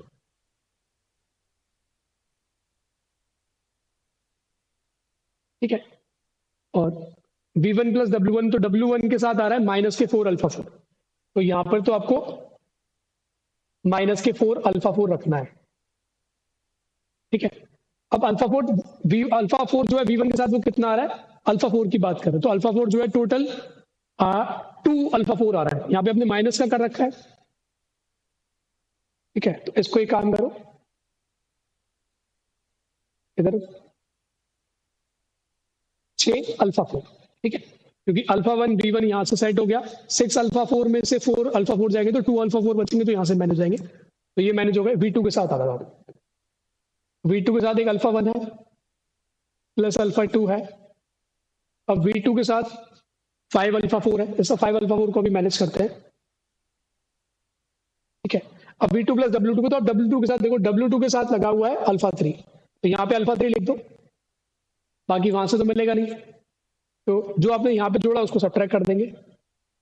सो प्लस की अल्फा 1 प्लस की अल्फा 2 माइनस के अल्फा 3 प्लस के 5 अल्फा 4 V2। अब ये सारे मैनेज हो गए, आप देख लो।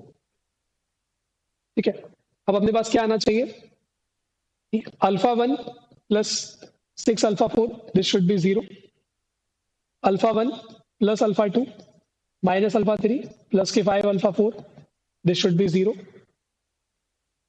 माइनस के 4 alpha 4 should be 0, alpha 3 should be 0, तो अल्फा 3 0 होगा, अल्फा 4 0 होगा। अल्फा 1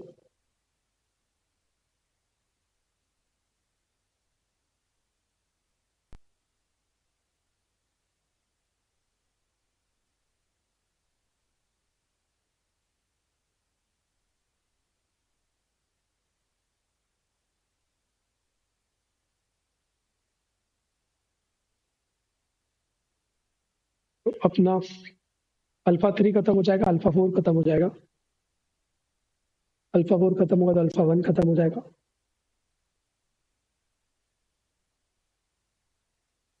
देखो एक मिनट, V1 प्लस V2 है, सिंगल V2 है, सिंगल W1 है, 2V1 प्लस 5V2 4W1 है। देखो मैंने ना एक मिस्टेक करी है, मिस्टेक क्या करी है, यहाँ पर अल्फा 3 लिखा है W1 के साथ, W2 तो है ही नहीं कहीं पर भी, तो we don't require W1 W2, तो इसको ना इस एक्सप्रेशन में गलती है,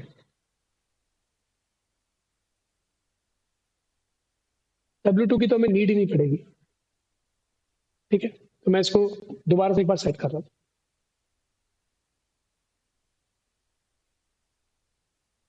alpha 1 plus alpha 1 V1 2 alpha 4, अब W1 के साथ में जो है 4 अल्फा 4 लगेंगे, इसको भी ऐड कर दो, प्लस के 4 अल्फा 4, ये हो गया अपना V1 pack, plus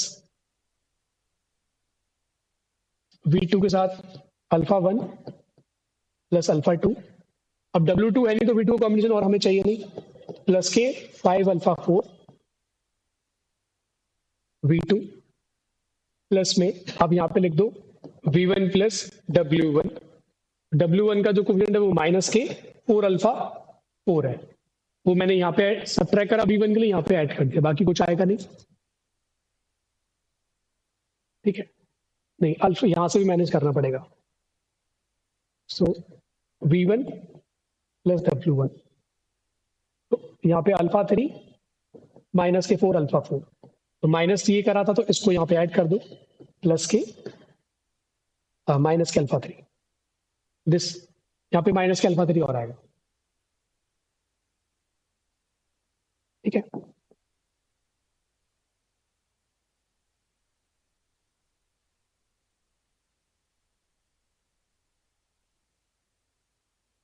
now it's fine. अगर इसको आप 0 के बराबर पुट करते हो तो ये मिलके एल आई सेट बनाएंगे, तो अपने पास क्या बन के आएगा, अल्फा 3 माइनस के 4 अल्फा 4 बराबर 0, अल्फा 1 प्लस अल्फा 2 प्लस के 5 अल्फा 4 0, और यहां से आएगा माइनस के अल्फा 3 प्लस के अल्फा 1 प्लस के 2 प्लस के 6 अल्फा 4 इज 0। तो इसका जब आप मैट्रिक्स फॉर्मेशन बनाओगे तो इसका जो मैट्रिक्स बनेगा वो कुछ इस तरीके से नजर आएगा। इसमें अल्फा 1 नहीं है तो 0 0 1 -4, इसमें 1 1 0 5 में आपके पास 1 0 माइनस के 1 6 alpha 1 alpha 2 alpha 3 alpha 4 equal 0 vector. तो ये एक मैट्रिक्स है जिसका साइज कितना है 3 रो 4 कॉलम। तो ये जो मैट्रिक्स होगा ये एक लीनियर मैप होगा कहां से F4 से लेकर के F3 पर। तो इसकी जो रैंक होगी वो कितनी हो सकती है एटमोस्ट 3 हो सकती है और 4 डायमेंशन से 3 डायमेंशन पे यूज करोगे तो 4 बराबर कितना होगा रैंक प्लस नलिटी। अब रैंक 3 हो सकती है तो नलिटी कितनी होगी एटलीस्ट 1 होगी। तो नलिटी आपको पता है कि इनफाइनाइटली मैनी सॉल्यूशन, यानी कि यहां से आप क्लेम नहीं कर सकते कि अल्फा 1 अल्फा 2 अल्फा 3 सारे 0 होंगे, अल्फा 1 अल्फा 2 अल्फा 3 अल्फा 4 सारे 0 होंगे। तो ये बेसिस बनने में दे रहा है प्रॉब्लम। सेम आप चेक करोगे ना ऑप्शन डी को, मैं छोड़ दे रहा हूं आपके लिए, तो ये भी बेसिस फॉर्म नहीं करेगा। जैसे मैंने सी के लिए एक्सप्लेन करा है सेम आर्ग्यूमेंट है डी के लिए भी। ठीक है, चल अगला क्वेश्चन।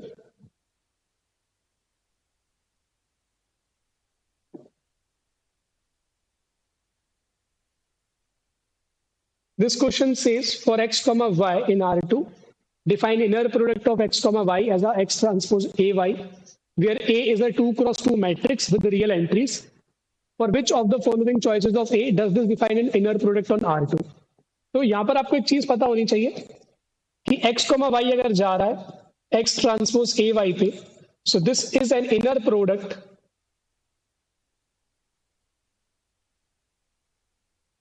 If and only. आप रियल के केस में हो गए तो A बराबर A transpose and all eigen values of A should be positive. तो आपको वो मैट्रिक्स पकड़ने जो रियल सिमेट्रिक हो, जिनकी सारी आइगन वैल्यू पॉजिटिव है। क्या ये रियल सिमेट्रिक है? नो, क्योंकि ये रियल सिमेट्रिक नहीं है। बाकी ये 3 मैट्रिक्स रियल सिमेट्रिक है। तो एक एक करके चेक कर लेते हैं। पहले 2 को चेक करते हैं। A कितना है -3 2 2 -1।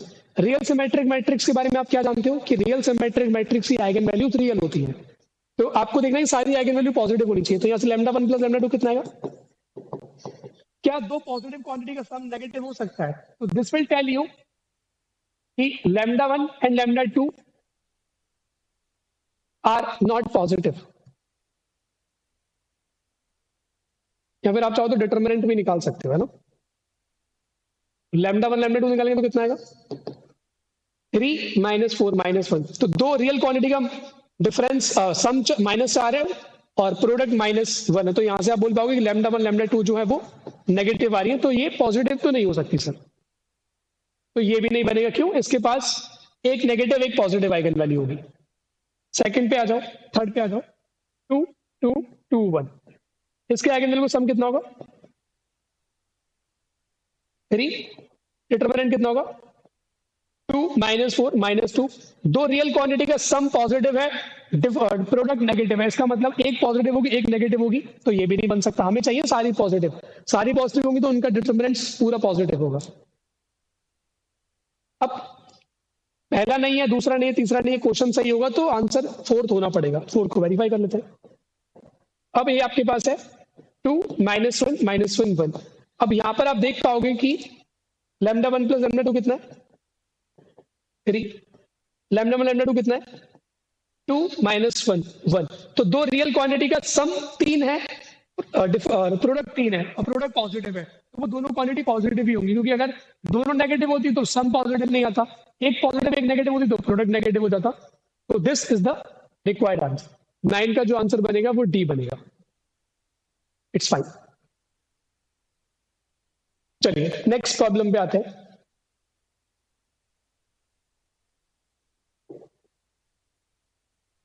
Question number 11। Let T1 T2 be linear operators on R2 such that T1 T2 is a zero operator. Which of the following are necessarily true? तो आप जानते हो कि जो ऑपरेटर्स होते हैं उनको आप मैट्रिक्स से रिप्लेस कर सकते हो फाइनाइट डायमेंशन के केस में। because for each t there is a matrix representation, for each matrix representation there is a linear map T. पहले इस पे आते हैं ना, मैं एक एग्जांपल बना रहा हूं 1 0 0 0 0 0। अगर आप T1 T2 करोगे तो कितना आएगा 1 0, T2 T1 करोगे कितना आएगा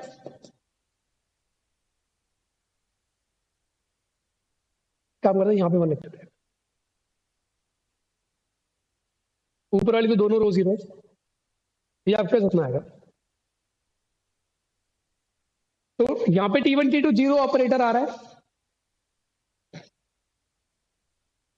तो T1 is 0 और T2 is 0, गलत, क्योंकि ना तो T1 0 है ना T2 0 है। T2 T1 0, क्या T2 T1 0 आ रहा है नहीं, तो ये दो ऑप्शन तो खत्म हो गए। ठीक है, अब इसी एग्जांपल से मैं सेकंड वाले को और टारगेट कर रहा हूं।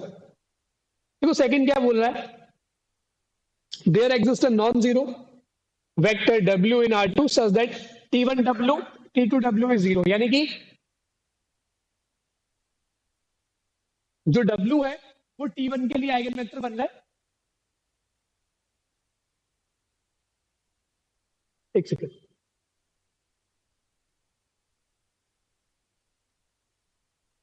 तो W जो है ना वो कॉमन आइगन वेक्टर है जीरो आइगन वैल्यू के करस्पॉन्ड। यहां से अगर आप देखोगे इस वाले केस में, अगर आपका T1 W 0 हुआ तो इसका मतलब क्या होगा 1 0 0 0 W1 W2 is a zero vector. तो यहां से आप बोलोगे कि सर आपका W1 0 होगा और W2 आप कुछ भी चूज कर सकते हो ना। अगर आपने T2 W 0 करा है तो यहां से आपके पास आएगा 0 0 1 0। ठीक है, तो इस वाले एग्जांपल से डिस्कार्ड नहीं होगा, sorry, I have to find some another example.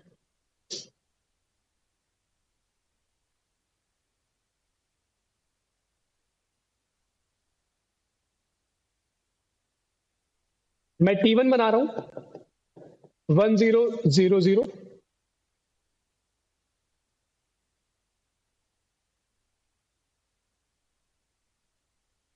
और T2 बना रहा हूं 0 1 0 0 0 0 0 1। यहां से आप फील करोगे अगर मैं T1 T2 करूंगा तो मेरे पास जीरो मैट्रिक्स बन जाएगा। अगर मैं T1 W 0 निकालूंगा तो मेरे पास आएगा 1 0 0 0 W1 W2 0 0। ठीक है, इससे अगर मैं सॉल्व करूंगा तो 1 इंटू W1 बराबर 0 आएगा मेरे पास। So this will tell me W1 बराबर 0। और अगर मैं कॉमन वेक्टर निकालूं कि there exist a non zero vector W in R2 such that T1 W पर 0 हो जाए, T2 W पर 0 हो जाए। अगर मैं T2 W पर 0 निकालूंगा तो मेरे पास कितना आएगा 0 1 0 0 0 1। अब W1 तो 0 हो चुका है, तो 0 कॉमा W2 बराबर 0 0। तो ऊपर मल्टीप्लाई करोगे तो 0 आएगा, नीचे मल्टीप्लाई करोगे तो W2 बराबर 0 आएगा। तो ये आपको बताएगा ये आपका W2 0 हो जाएगा, और W1 W2 दोनों 0 हो गए तो पूरा आपके पास आएगा W बराबर 0। यानी कि इस केस में आप ऐसा कोई भी common noun zero eigen vector नहीं निकाल सकते। इसका मतलब क्या होगा कि ये भी एक फॉल्स स्टेटमेंट है। There is no guarantee of common eigenvector corresponding to zero eigenvalue. इसका मतलब क्या है कि तीन ऑप्शन खत्म हो गए तो कौन सा आंसर ट्रू होगा 1।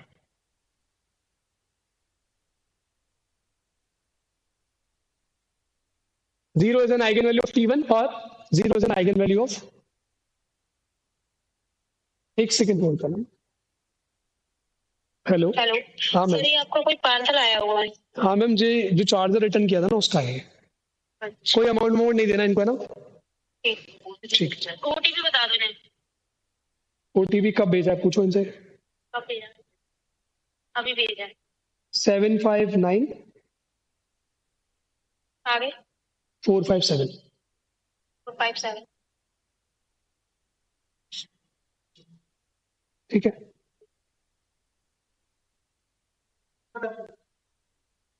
बता दो दिया उनकी दोबारा 759 457 एक सेकंड रुक जाओ एक बार वो पैकेज दिखाना मेरे को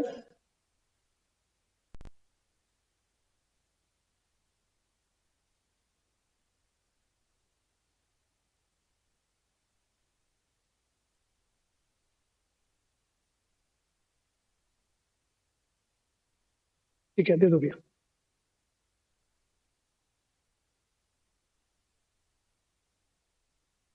चलिए इसकी बात करते हैं फर्स्ट स्टेटमेंट की that says 0 is an eigen value of t1 और 0 is an eigen value of t2 तो आप देखोगे यहां से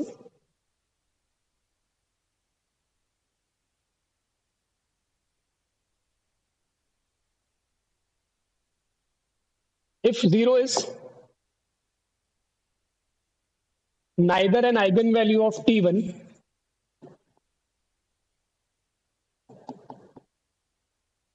nor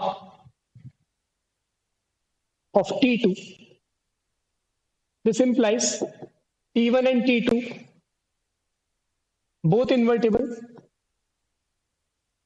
क्योंकि इनकी अगर कोई भी आइगन वैल्यू जीरो नहीं तो दोनों ही इन्वर्टेबल हो जाएंगे this will imply t1 t2 is invertible because composition of two invertible functions is invertible but that is a contradiction to the fact t1 t2 is a zero operator. This is a contradiction to the fact t1 t2 is a zero operator. That means 0 must be an eigenvalue of either t1 or t2. किसी एक की तो eigenvalue वो बनेगी है ना. तो this is a correct statement. Last question की तरफ चलते हैं. This is the last question of this lecture. So this is based on minimal and characteristic polynomials.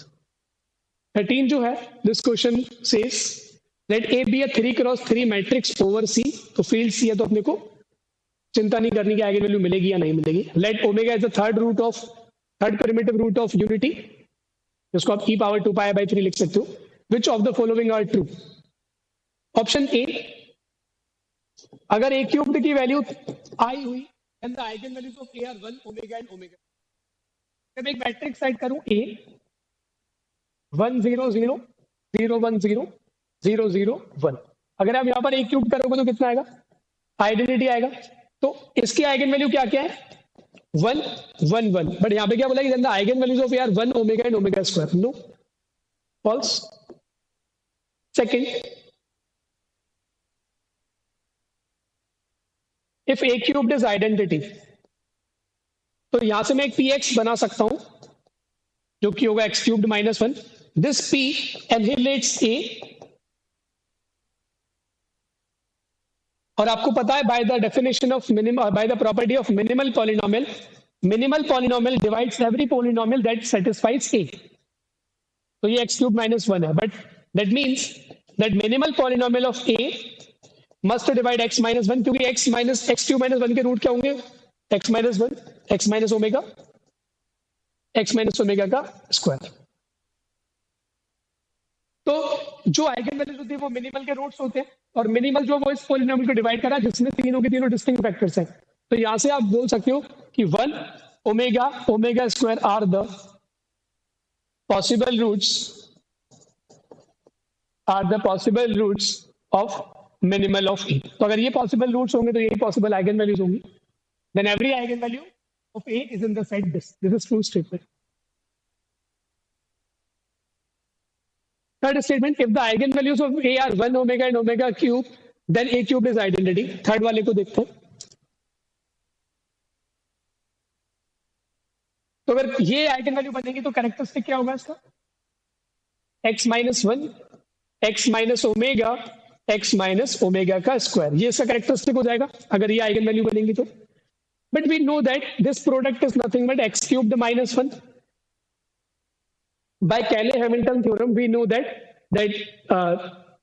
every characteristic polynomial, or you can say characteristic polynomial, satisfies its matrix. So by Cayley theorem,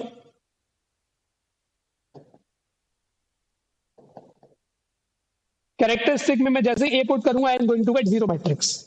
so this ये कितना होगा A cubed minus identity. तो ये true statement है.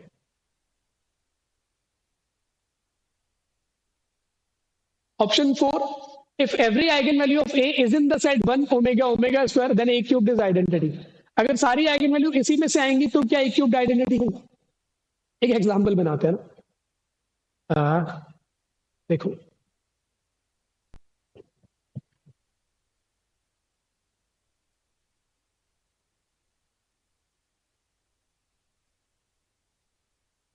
मैं अगर a को choose करूं 1 1 1 0 1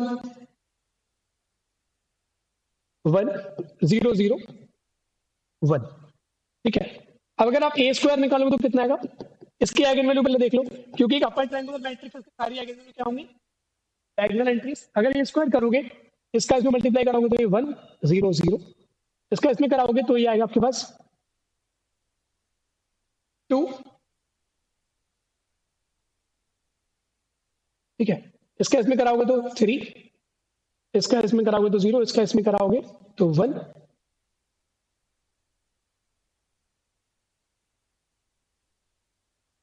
अगर आप a क्यूब कराओगे तो इसका मल्टीप्लाई इसमें कराओगे तो ये 1, इसका मल्टीप्लाई इसमें कराओगे तो 2 + 1. तो ये आप देख सकते हो ये आइडेंटिटी नहीं बनने वाली.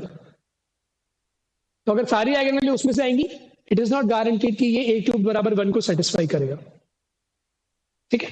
तो this is also a false statement. तो क्वेश्चन का आंसर हो जाएगा बी एंड सी या 2 and 3 you can say. So we have finished this session. अगर आपको फर्दर कोई भी प्रॉब्लम लगे, किसी सोल्यूशन में कोई डाउट लगे, तो आप बेझिझक होकर कमेंट सेक्शन में कमेंट कर सकते हो. आई कैन फर्दर आइडेंटिफाई अगर कोई भी मिस्टेक होगी, या if you need further assistance in anything, I will be helping you. Thank you so much everyone for joining this session. I hope this helps you in upcoming examination. Goodbye, good luck for your upcoming examination.